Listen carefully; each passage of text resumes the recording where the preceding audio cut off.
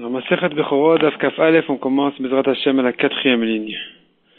Amar Rabbi Shimon ani raïti gdaya vechule. Donc on a vu une braïta qui ramenait, l'histoire de la chèvre qui a eu 3 petites. La chèvre elle a eu 3 petites, et ces 3 petites là ont eu 3 petites chèvres encore dans la même année, où elles-mêmes sont nées.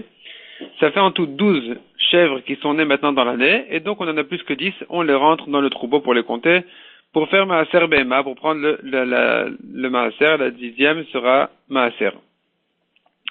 Là-dessus, on a vu Rabbi Shimon qui a dit, moi j'ai vu une histoire pareille, où effectivement, il y avait une chèvre qui a eu 3, et les 3 ont eu 3, et donc elles sont rentrées toutes, sauf la grand-mère, sont toutes rentrées dans le compte du Maaser. Demande à Gemara, qu'est-ce que Rabbi Shimon vient nous ajouter ici? Donc, Amar Rabbi Shimon, ni raïti gdaya vechule, maï ika ben Tanakama, le Rabbi Shimon, quelle est la machloket, la différence entre Tanakama et Rabbi Shimon? Ika ben Ayu de Zeiri. Explique la Gemara, la machloket, elle est dans le cas de Zeiri, qui avait dit dans le Daf Kaf, il avait dit que, si elle a fait un tinouf, la chèvre, elle a fait un tinouf, donc elle a fait une saleté, et qui témoigne qu'il y aurait dû avoir ici un petit. Dans ce cas-là, elle ne peut plus avoir d'autres naissances, enfin, elle ne peut plus être enceinte dans les 30 jours. Et donc, ça repousse la naissance suivante de 5 mois de grossesse plus 30 jours. Or, ici, de quoi il s'agit? Que ces 3 petites chèvres-là ont fait un tinouf le dernier jour de leur 6e mois. Et donc, pendant le 7e mois, elles peuvent pas être enceintes, et que au début du 8e mois, elles peuvent être enceintes, et donc elles ne peuvent plus avoir dans la première année de petits, parce qu'il ne va naître que au début du 13e mois. Et c'est ça la marloquette. Tanakama, Hitle de Zeiri. Selon Tanakama, il pense comme Zeiri, et donc c'est impossible que dans le cas où elle a fait un tinouf, où elles ont fait un tinouf à la fin du 6e mois, il est impossible qu'elles auront leur petite encore à elles-mêmes à la fin du 12e mois. Vers Rabbi Shimon, l'aide de Zeiri, Rabbi Shimon ne pense pas comme ça, il pense qu'elles peuvent être enceintes dans le 7e mois, malgré qu'à la fin du 6e mois, elles ont fait un tinouf. Et donc, il est possible qu'il y ait une deuxième naissance, donc de ces 3 triplettes, à la fin du 12e mois. C'est ce que pense Rabbi Shimon. C'est ce qu'il vient raconter, c'est comme ça qu'il a vu les choses. Viva était ma deuxième explication, des coulées almaït le de Zeiri, tout le monde pense comme Zeiri qu'elle ne peut pas être enceinte pendant 30 jours depuis le tinouf. Ve'acha bioledet limkutain kamiflege. La machloket est à savoir, est-ce que il faut 5 mois de grossesse complet, ou même incomplet. Les Tanakama ena yoledet limkutain. Selon Tanakama, elle ne peut pas avoir la naissance n'aura lieu qu'au bout des 5 mois entiers. Donc, elle ne fait pas de naissance à des mois incomplets, 5 mois de grossesse pour une brebis ou une chèvre. Les Rabbi Shimon yoledet, selon Rabbi Shimon, elle peut avoir 5 mois de grossesse incomplets. Donc c'est vrai que si elle a fait un tinouf à la fin du 6e mois, pendant le 7e mois elle ne sera pas enceinte, et donc il faudra le 8, 9, 10, 11, 12, mais le 12e mois, le 5e mois de grossesse n'a pas besoin d'être entier, elle peut avoir une naissance le dernier jour du 12e mois, qui est donc le dernier jour du 5e mois de grossesse. Autre explication, selon tout le monde, il faut 5 mois complets de grossesse. La marloquette est à savoir, est-ce que le dernier jour doit être entier, ou bien même une partie, un petit peu du dernier jour est considéré comme un jour entier. Selon Tanakama, il faut que le dernier jour de l'année, il soit entier. Donc on ne dit pas qu'un petit peu du jour, c'est comme un jour entier. Les Rabbi Shimon amrinan miktatem kekulo. On dit qu'un peu du jour, le matin est suffisant. Et donc, l'après-midi, elle pourra avoir déjà ses petits. Et c'est considéré comme si elle avait eu 5 mois de grossesse complet. Parce que le dernier jour du 5e mois est déjà rentré. Dès qu'il est rentré, je le considère comme entier. Et donc, il est possible, effectivement, que ces chèvres-là qui ont fait un tinouf à la fin du 6e mois, elles puissent avoir une naissance à la fin du 12e mois, qui est considéré comme déjà le 13e mois. Veibaitema, encore une explication. De kule alma amrinan miktatem kekulo. Selon tout le monde, il suffit que le jour commence pour dire qu'on a terminé l'année, on a terminé les 5 mois de grossesse. Ve'acha b'mechusar zman nichnas ladir litaser kamiflege. C'est-à-dire, ici la machloket est là à savoir est-ce qu'un mechusar zman, c'est un agneau qui n'a pas encore l'âge d'être un korban, puisque la Torah elle dit 7 jours, il sera sous sa mère, et à partir du 8e jour, il sera voulu pour être un korban. Donc on ne peut pas sanctifier un korban avant le 8e jour.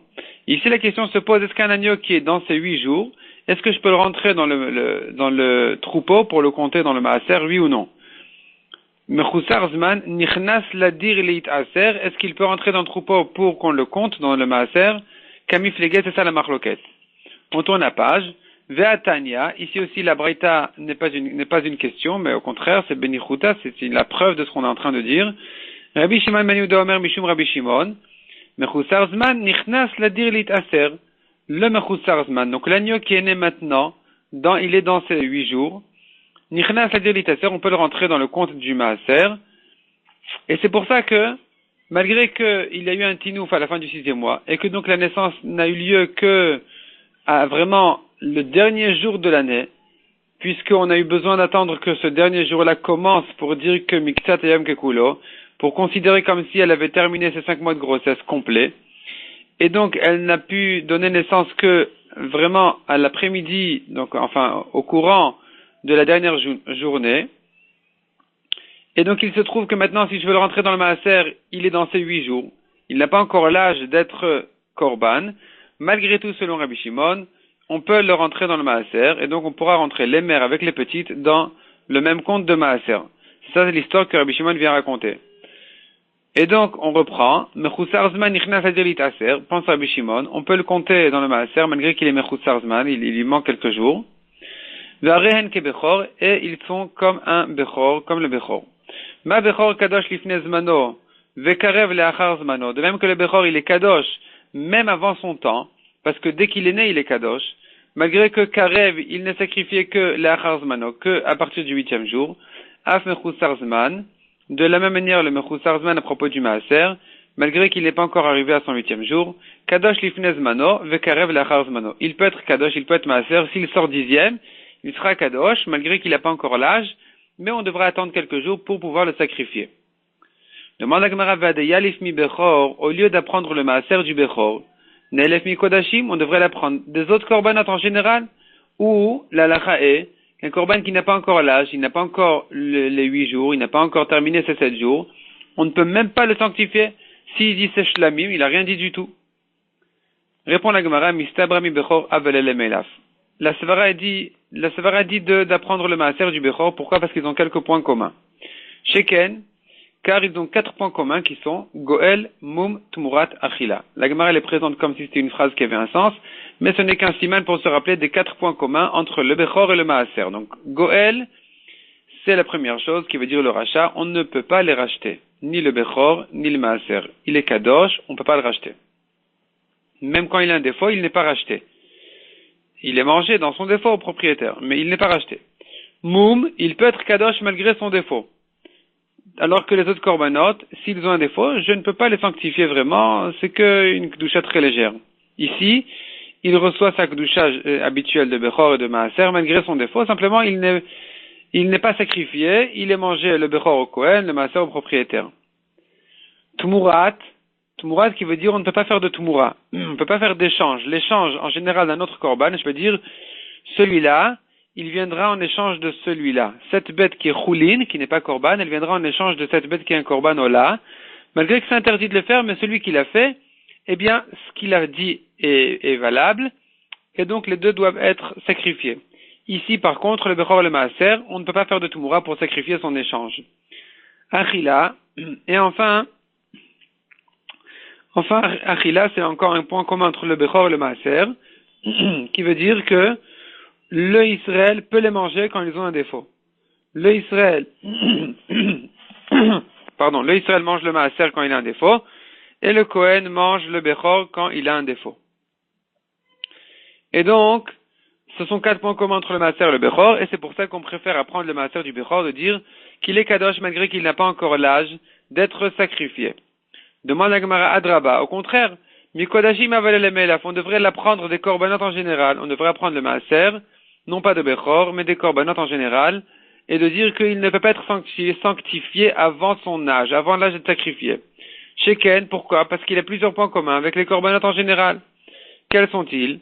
Zachar, Kadosh, Bematanot, Pashut. On a encore 4 points communs avec les korbanot en général, qui sont Zachar, il n'a pas besoin d'être mâle, ni le maaser, ni les autres korbanot, contrairement au Bechor, qui n'est kadosh que quand il est mâle, pas femelle. Deuxièmement, kadosh, il faut le sanctifier. Un korban en général, on le sanctifie. On dit, Arez Ola. De même le maaser, on dit, celui-là est maaser. Tandis que le Bechor, on n'a rien besoin de dire, à la naissance, il est déjà kadosh. Bematanot. Ensuite, le Bechor, ça fait partie des cadeaux des Kohanim. Matnot Keuna, il est donné au Kohen. Tandis que les autres korbanot, et le maaser aussi, ne sont pas des Matnot Keuna, ils sont pas donnés forcément au Kohen. Et enfin, Pashut, le Bechor, il est le premier-né, tandis que le maaser et les autres korbanot, ils sont Pashut. Pashut, ça veut dire que ce sont des simples qui ne sont pas premiers-nés. Donc pourquoi apprendre du Bechor? On devrait apprendre des autres korbanot et dire qu'il ne peut pas être sanctifié tant qu'il ne peut pas être sacrifié. Et là, répond la Gemara, Rabbi Shimon Avara Avara Gamir. Rabbi Shimon n'apprend pas le maaser du Bechor grâce au point commun qu'ils ont entre eux, mais par une Gzera Shava, où la Torah employait le même terme à propos de Bechor et à propos du maaser, le mot Avara. Donc dans le maaser, c'est écrit Asheri Avor Tachat Hashevet, celui qui va passer sous le bâton. Et à propos du Bechor, c'est écrit Avar Takol Peter Rechem Hashem, tu feras passer le chaque aîné à Hashem. Donc le mot Avara est employé dans les deux korbanot, dans Bechor et dans Maaser, on apprend l'un de l'autre. Puisqu'on apprend l'un de l'autre, on dit que même s'il est Mechoussar Zman, même s'il n'a pas encore l'âge de sacrifier, il peut être compté dans le Maaser. Maximum, il sera le 10e, il sera sanctifié, mais on attendra quelques jours pour le sacrifier. Demande à Gemara, Hechi Dami Tinouf. Donc on a vu tout au long de ces deux derniers dapim là, le Tinouf, la chèvre a fait un Tinouf, de quoi il s'agit? Qu'est-ce que c'est que ce Tinouf là? De quelle saleté il s'agit? Amar Rav, ou Rava, que de Amre Ra'avata de Tzalta, répond la Gemara, comme ce que disent Ra'avata, les bergers de Tzalta, de l'endroit Tzalta. Comment ils expliquent ce Tinouf là? Ils disent Atzar Chiyuta. Atzar c'est comme Atzar avec Aïn, qui veut dire il a bloqué, il a arrêté. Chiyuta, c'est la chayot, soit ça vient du mot chayot, que la bête n'a pas pu naître, soit chiyuta, c'est sa vie. En tout cas, le sens, il est de dire que le fœtus s'est abîmé, et que la matrice s'est fermée, et que le fœtus s'est donc abîmé, et donc de ça est sorti le tinouf en question. Ou Shmuel Amar, Babou et des Dama. Selon Shmuel, il s'agit de bulles de sang, qui témoignent aussi qu'il y avait ici un fœtus. Vetarich la roto le chacham, il faut le montrer au Rav, pour qu'il décide est-ce qu'effectivement ce tinouf-là est un tinouf qui témoigne qu'il y avait ici un petit, ou bien il s'agit d'une saleté qui n'a aucun rapport. Demande la Gemara Chacham Menayada, d'où le Chacham il va savoir, d'où le Rav va savoir. Amar Rafapa Roé Chacham. Chacham, il s'agit d'un berger Chacham, un berger qui s'y connaît. On lui demande, est-ce que, regarde, voilà, c'est le tinouf. Est-ce que tu penses que ce tinouf-là, c'est un tinouf d'un fœtus, ou pas du tout? Est-ce que le berger Chacham dira, c'est effectivement, pourra se fier à ses paroles. Amar Abchizda. Hare Amrou Yetzirat Avlad Beisha Arbaim Yom. Les Chachamim ont dit que le temps que le bébé se forme dans sa mère, c'est 40 jours. 40 jours depuis qu'elle a connu son mari, jusqu'à le temps que le bébé se forme. S'il est né dans ces 40 jours-là, alors c'est une fausse couche qui n'a pas de tumat leda, c'est pas considéré comme un accouchement, c'est rien du tout, c'est de l'eau. Mais s'il est né ensuite, alors ça s'appelle déjà comme un accouchement, et donc elle a les jours de Touma et les jours de Tahara que n'importe quelle femme qui a accouché doit garder. Baïrav Chizda. Bebehema Bekama. Chez les Behemot, après combien de temps depuis les relations on considère que c'est effectivement déjà un fœtus, ou on dira que moins que ça, c'est rien du tout.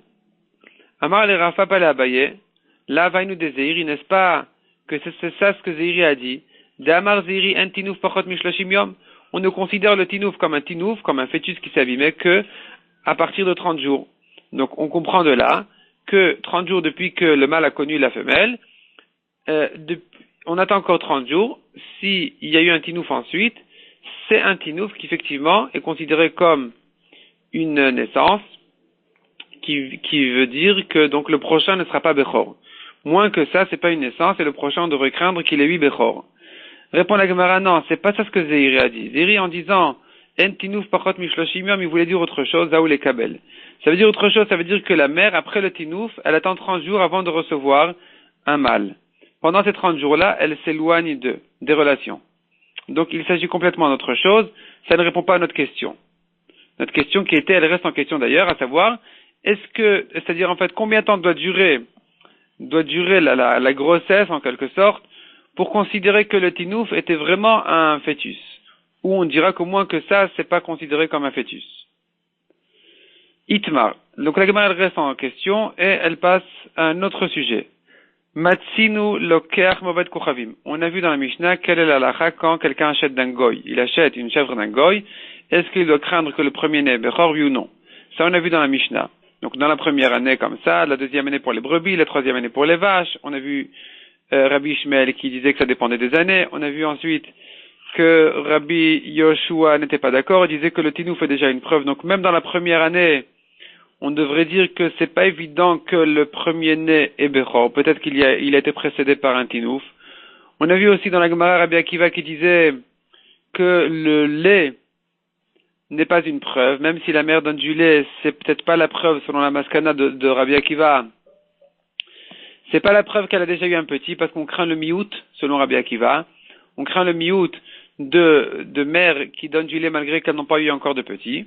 Donc tout ça, c'est quand il a acheté d'un goy. La karmi Israël, le karmi Israël maï. Quel est le din quand quelqu'un achète d'un juif? Il a acheté une chèvre d'un juif et le vendeur ne lui a rien dit. Maintenant, elle a eu un petit. Est-ce que je crains qu'il est bechor, oui ou non? Répond la Gemara, machloket, 3 avis. Amarav bechor vadaï. Selon Rav, il est bechor. Le premier-né, il est bechor. Pourquoi? Deim ita de bikra, parce que si vraiment elle avait déjà eu son bechor, le vendeur, il se serait vanté, il lui aurait dit, écoute, sache que une des qualités de cette chèvre-là, c'est qu'elle a déjà eu son bechor, et donc, soit elle ne sera pas en danger au moment de sa naissance, du prochain accouchement, soit tu n'as pas à craindre la kedusha du bechor, il a déjà été donné au Kohen. Et du fait que le vendeur ne lui a pas dit ça, l'acheteur doit comprendre que elle n'a pas eu encore de bechor. Le premier-né, il sera vadaï bechor. Ou Shmuel Amar, bechor safek. Shmuel pense que non, il est safek. Le premier-né, on ne sait pas s'il est bechor ou pas. Parce que le vendeur, pourquoi il n'a pas parlé du bechor? Tout simplement, il croyait que l'acheteur ne voulait que faire la shrita et manger cette chèvre-là. Il pensait pas qu'il voulait la garder pour donner des petits. Et donc, puisque savar les shrita, dit la Gemara, savar les shrita kabei, là, il la voulait pour lui faire la shrita. Donc, ça n'a aucune importance, est-ce qu'elle a déjà eu un petit ou pas. C'est pour ça que le vendeur ne lui a pas parlé de ça, donc on reste en safek. Ve Rabbi Yochanan Amar, Chulin Vadaïn, Rabbi Yochanan dit, il n'a rien à craindre. Celui qui va naître maintenant, c'est un Chulin. C'est un Chulin Vadaï, il est certainement Chulin. Il ne doit pas craindre que c'est le Bechor. Pourquoi? Maïtama, im ita de l'obikra, si vraiment elle n'a pas eu encore son Bechor, kevan deika isura, puisqu'ici il y a un isur, odoué hava moudale. Le vendeur aurait dû prévenir l'acheteur, sache, fais attention, elle n'a pas eu encore son Bechor. Le premier qui va naître chez toi, il est Bechor. Si c'est un mâle, il sera Bechor. Du fait que le vendeur ne lui a pas dit ça, il ne l'a pas prévenu, l'acheteur peut comprendre que le premier-né ne sera pas Bechor. C'est-à-dire, la question de Bechor est déjà réglée. Tanya kevatet de Rabbi Yochanan, d'Amar Chulin. La Gemara renforce Rabbi Yochanan qui dit que c'est Chulin. Parce que c'est au vendeur de prévenir à l'acheteur. Du fait que le vendeur ne m'a pas prévenu, dit l'acheteur, alors je peux être tranquille. Il m'a pas prévenu que je dois faire attention au issour du Bechor, donc c'est qu'il n'y en a pas ici. Im lohodio, holech veshochet venon imna. De quoi il s'agit? La Torah interdit de faire la shrita de la mère et de son petit le jour même. Quelqu'un qui vend une vache ou une génisse ou un veau à certaines dates où les gens ont l'habitude de faire la shrita pour avoir de la viande pour Yom Tov. Comme par exemple, Erev Pesach, Erev Rosh Hashanah, Erev Simchat Torah. Il y a 4 dates dans l'année où le vendeur doit prévenir l'acheteur, lui dire, sache, j'ai vendu aujourd'hui sa mère ou bien j'ai vendu aujourd'hui son veau. Et donc, tu dois craindre, tu ne peux pas lui faire la shrita aujourd'hui, tu dois craindre que l'autre qui a acheté la mère ou le petit, il fait déjà la shrita aujourd'hui. Si Imlo Odio, donc là maintenant on retrouve la braïta qui dit Imlo Odio, si le vendeur ne l'a pas prévenu, Holech veshochet venonimna, celui qui a acheté, il n'a rien à craindre, il peut faire la shrita tranquillement. Donc on voit de là, comme Rabbi Yochanan, la même svara, comme Rabbi Yochanan qui disait que l'acheteur se dit, du fait que le vendeur ne m'a rien dit, c'est que je n'ai pas à craindre aucun issour, et donc là-bas il s'agit de Otovet Beno, je n'ai pas à craindre que la mère a été vendue aujourd'hui et qu'on lui fait la shrita aujourd'hui, et en ce qui nous concerne chez nous, c'est pareil, du fait que le vendeur ne m'a pas dit qu'elle n'a pas eu encore son Bechor, je peux être tranquille, elle a certainement déjà eu son Bechor, et le prochain qui va naître n'est donc pas Bechor. Disons qu'on a d'ici une objection contre Rav Shmuel qui ne disent pas comme ça, qui ne pensent pas que l'acheteur peut se dire, du fait que le vendeur ne m'a pas prévenu, je peux être tranquille, il n'y aura plus de Issour. Or ici, dans cette braïta, on voit que cette svara, elle est une bonne svara, du fait que l'acheteur ne m'a pas prévenu, du fait que le vendeur ne m'a pas prévenu, se dit l'acheteur, je peux être tranquille, je peux lui faire la shrita aujourd'hui? Répond la Gemara, il y a une grande différence entre les deux mitzvot. Hatam bemocher taliamilta. En ce qui concerne Otovet Beno, ça dépend du mocher, c'est le vendeur. C'est le vendeur qui est responsable de faire la remarque à l'acheteur, sache que j'ai vendu sa mère aujourd'hui. Parce que sans ça, l'acheteur ne craint rien, il ne pense pas que c'est justement aujourd'hui que la mère a été vendue ou que le petit a été vendu et qu'on risque aujourd'hui de lui faire la shrita. Les chances de faire la shrita de la mère et du petit le jour même, alors qu'ils n'ont pas été vendus à la même personne, de tomber juste sur le même jour, elles sont très lointaines, et donc l'acheteur ne craint pas ça. C'est au vendeur de prévenir à l'acheteur, sache qu'il risque de se passer aujourd'hui un problème d'Otovet Beno. Du fait que le vendeur ne m'a pas prévenu, je peux être tranquille, je peux lui faire la shrita. Tandis que Hacha Beloker Taliamilta. Ici, en ce qui concerne le Bechor, c'est à celui qui achète de se renseigner.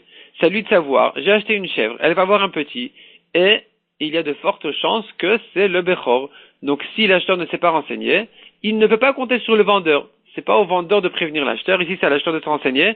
Du fait que le vendeur ne lui a pas dit, si le vendeur ne lui a rien dit, c'est pas la preuve qu'elle a déjà fait son Bechor, peut-être qu'elle n'a pas eu encore de Bechor, et donc le vendeur tout simplement il se tait parce qu'il se dit que l'acheteur, il comprend de lui-même que du fait que je me tais, c'est qu'elle n'a pas eu encore de Bechor. On ne sait pas qu'est-ce qui se passe dans la tête du vendeur. En tout cas, ce qui nous intéresse, en ce qui nous concerne, c'est à l'acheteur de se renseigner. L'acheteur ne s'est pas renseigné, donc c'est à lui de craindre que le premier-né sera Bechor. Et donc on peut faire la différence entre les différents cas et maintenir, donc on n'a pas d'ici une objection pour Rav et Shmuel qui disent que soit selon Rav le premier est Vadaï Bechor, soit selon Shmuel le premier qui va naître il est Safek Bechor. Donc on reste avec les trois avis. Selon Rav il est Bechor, selon Shmuel Safek, et selon Rabbi Yochanan il n'est pas Bechor. On va s'arrêter là pour aujourd'hui.